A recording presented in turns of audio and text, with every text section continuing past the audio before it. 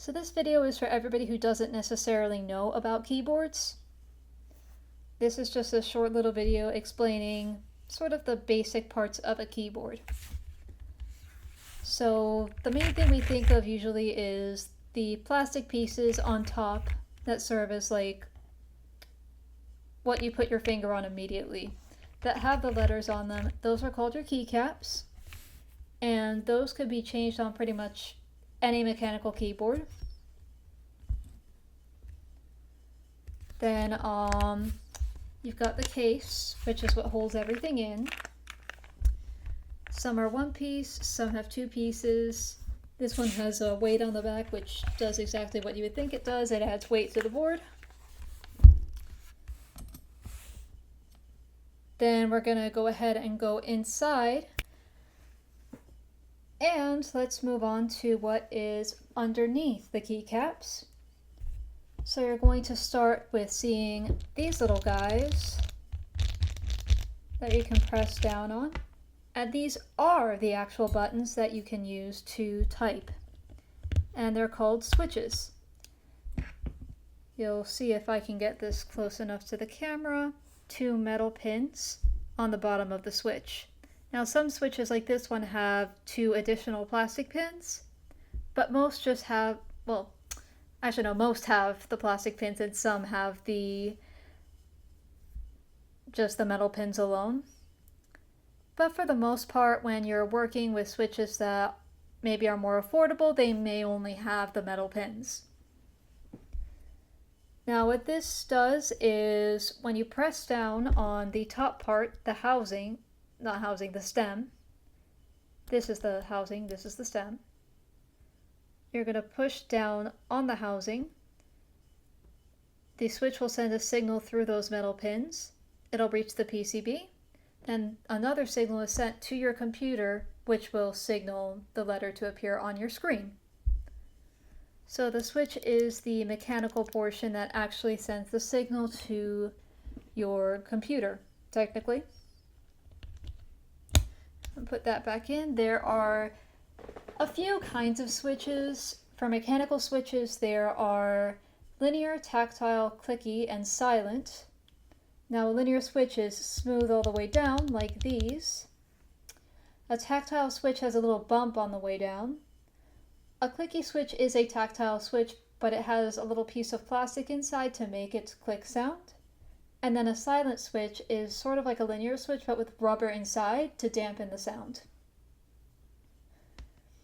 Then you'll see this sort of like plastic that is sort of all over the inside of the board.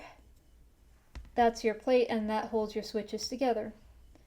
Now the plate can be made of a bunch of different materials. This one I believe is polycarbonate or some plastic resembling it.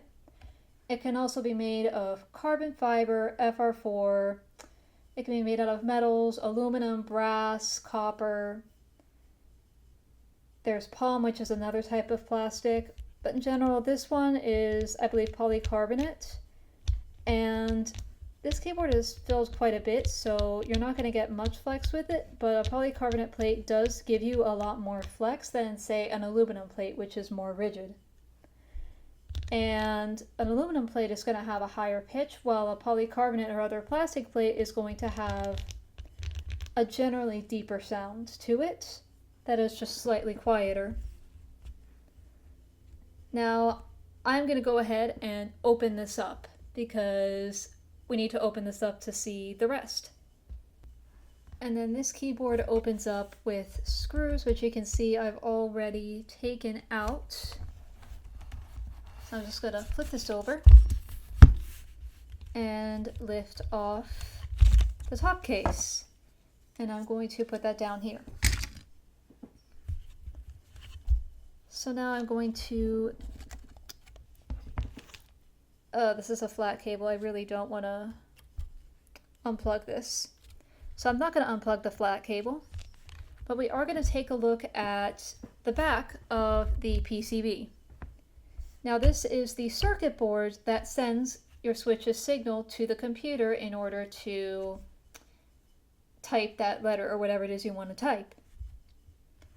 So you'll see right here, this is a hotspot PCB, and there are some little slots here. That's where the metal pins on the switches go.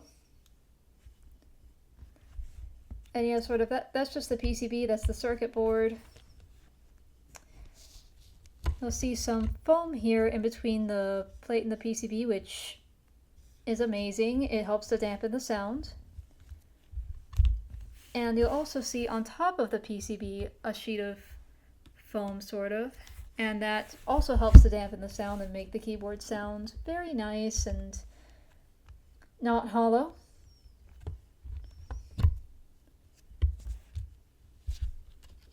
Then underneath this little area on the bottom case, I'm actually very glad they did that,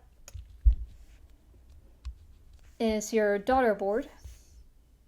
Actually, let me be honest, I'm not glad they did that. Actually, it upsets me very much because I can't get in there. But I do suppose it's nice for not losing it.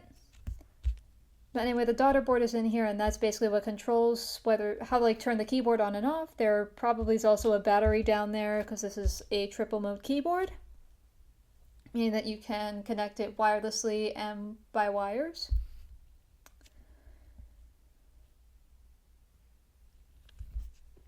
And then I'm going ahead to close this up again because I just realized I forgot to. I can explain it right now. These guys here are called stabilizers, and what they essentially do is they hold your bigger keys up, so like your space bar. And they just make it so that those big keys don't wobble. Now, stabilizers can be installed in 3 different ways that I know of. There's plate mount, which is what I have here. Those just clip directly into the plate. You can see the wire right there. It's not screwed into the PCB. It's not clipped into the PCB. Then there's PCB mount stabilizers, and there's 2 types in that realm. There's screw-in stabilizers, which are the bane of my existence because it's very easy to mess them up. And then there's clip-in stabilizers, which clip into the PCB and you insert a piece of plastic to secure them in place. I personally prefer of the PCB mount stabilizers clip-in because once you figure it out, it's a lot easier than screw-ins. But essentially with clip-in, the trick is to insert the piece of plastic diagonally and then straighten it as you're pushing it in.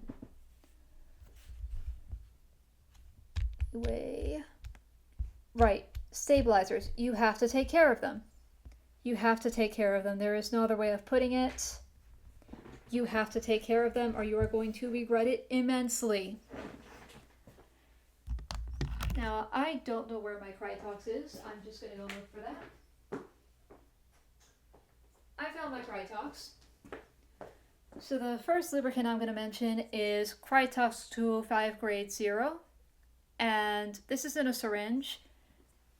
You can also buy it in a little jar like this. And Crytox 205 grade 0 essentially can be used all over the stabilizer. You can use it on the housing, you can use it on the stem, you can use it on the wire. And I also would recommend having dielectric grease, which you only can really use it on the wire, but it's really, really useful if you don't want to spend the money for Crytox, because at least it reduces the rattling a little bit. And that actually brings me to something I forgot about switches. You can use Crytox to lubricate your switches, which can help reduce the scratchy sound.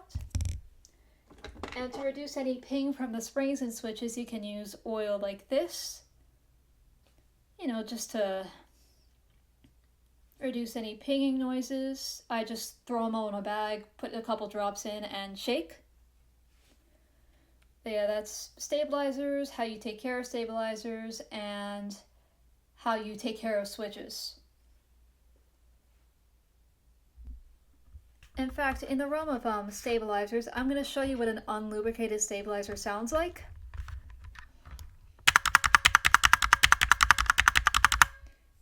It is beyond rattly. You don't want that. You do not want that, so lubricate your switches. And with that, I think I got everything.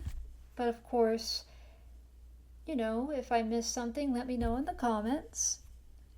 I really hope that this helped. If it didn't, then I can recommend some great creators also in the comments. Anyway, if you liked this video, please subscribe. It's free. And I hope you all have a good night.